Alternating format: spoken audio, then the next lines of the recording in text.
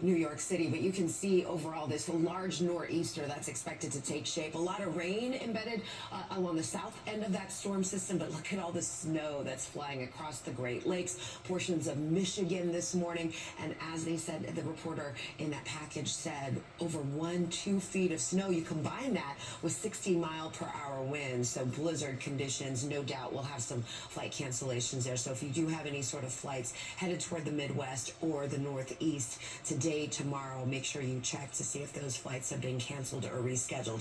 Around these parts, it is nice and quiet. We've got conditions this morning conducive of some strong winds. We've got a northerly breeze this morning, sustained winds anywhere between 15 to 25 miles per hour in some of the breeziest spots, but the potential for gusts will be there this morning and through the afternoon between 20 to 30, maybe even 35 miles per hour. Now, you combine the cold air that's funneled its way into our area and the breeze, and we've got feels-like temperatures ranging really anywhere from the upper 20s in Waco. Meanwhile, locally here, we've got a smattering of 30s and 40s, even some lower 50s when you talk about what it feels like outside. It is expected to get worse as we continue through the day as those winds remain elevated.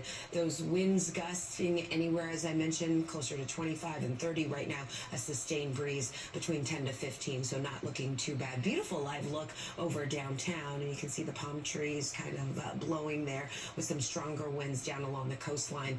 Galveston right now reporting a wind speed of 20 to 25 miles per hour right now, clocking in about 26. The air temperature of 52 degrees. Definitely some issues there for boaters as those winds could potentially gust closer to 30 to 35 over the next several hours. So we've got gale warnings as well as small craft advisories, just depending where you are along the coastline. It is going to stay very rough around some of the bay waters with wave heights building anywhere from 7 to 10 feet. We're clear this morning, but the future track is suggesting a few scattered clouds that will be rolling through the area. We'll go from temperature readings in the 60s this afternoon into the overnight lows in the upper 30s to low 40s first thing Monday morning. The winds are expected to back off, but just a touch of that breeze could make those feels-like temperatures, the wind chill values of 5 or even 8 degrees different than the actual temperature reading, so definitely want to bundle up. The afternoon highs on Monday into the low 60s, and then get ready for that breeze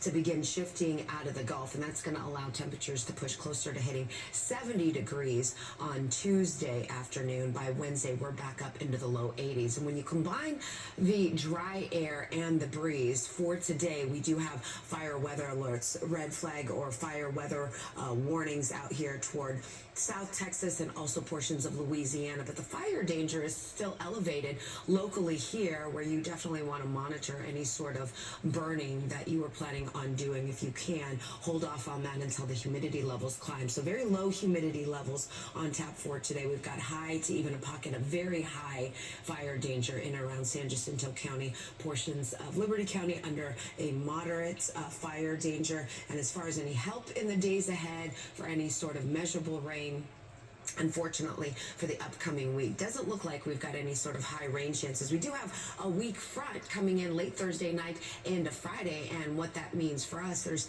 less than a 20% chance for some wet weather, but at least it offers a drop in humidity as we get into Friday and even into the weekend. The winds will shift from the north out of the south and east with that boundary, and looking for temperature readings to drop off, cool off just a little bit. Friday morning we'll be back down into the 50s, highs still in the upper 70s, and by Saturday morning, for those of you that are going to be checking out the Houston Rodeo Parade, it's looking pretty fantastic with temperature readings not too cold, guys, and not too warm. I think temperature readings are just about right with those temperatures in the 50s by parade time.